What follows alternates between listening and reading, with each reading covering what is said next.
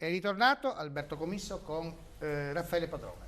Ben ritrovati a tutti a questo punto. Grazie Raffaele Padrone per essere intervenuto. Io con lei analizzerei l'operazione che insomma, la squadra mobile della Polizia di Stato di Pordenone ha concluso ieri, arrestando tre, diciamo così, malviventi che stavano per attentare una banca, un encomio, no, ai suoi colleghi. Beh sì, quindi usciamo da quello che è stata l'operazione, perché già avete avuto conferenza stampa e poi c'è un segreto istruttorio che sta andando avanti, ci sono delle indagini. Il problema è veramente encomiabile questa volta, che parte dal dirigente della squadra mobile, il dottor Olivotto, per scendere ai colleghi che hanno operato sul campo, perché forse sta passando, io sono sempre a difesa dei colleghi e quindi lei mi conosce direttore, mi conosce anche lei. Qua forse sta passando un po' sotto gamba che questi tre sono tre personaggi, tre malviventi che non sono tre malviventi normali, comuni. Cioè, uno di loro era il braccio destro di Maniero.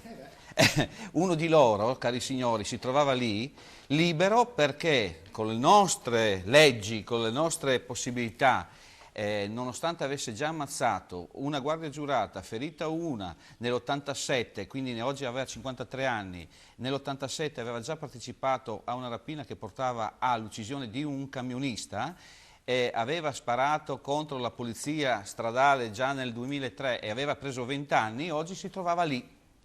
Oggi si trovava lì perché? Perché questo è il grosso lavoro, no? Viene sminuito da questa nostra giurisprudenza. Allora il problema è che un plauso veramente a questi colleghi che hanno operato sul campo, un plauso al dirigente che ha coordinato questo lavoro. Ma colleghi anche Padrone che lavorano in condizioni che c'è condizioni, esatto, perché queste ore di straordinario poi non vengono pagate. Ci sono, allora vediamo sempre i film di poliziotti che negli appostamenti mangiano il panino. Bene, noi abbiamo scritto tante volte, vedete anche sul mio sito, questi soldi loro li prendono dal loro portafoglio e li anticipano per mangiare il panino e stare dietro al delinquente. Poi viene arrestato col rischio, perché questi avevano un colpo in canna, con il rischio poi di avere un bel processo. Se mandassero quelli grassi, così sì, ma magari mandano quelli grassi così possono stare. Ecco, però non li abbiamo. È una battuta, ma è vera, eh? Sì, purtroppo ormai il livello di età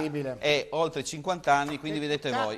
Grazie, quando tagliano la sicurezza, si sa già chi è un paese è veramente che va allo sfascio. L'Italia è sempre quella. Attenzione come sono stati ammanettati, tra le altre meno cose. Male, e abbiamo voluto dimostrare con delle foto, perché sennò andavano anche in galera. Alla presenza del questore di Trieste, consegnati oggi invece riconoscimenti al personale della Polizia di Stato che si è particolarmente distinto in operazioni di servizio.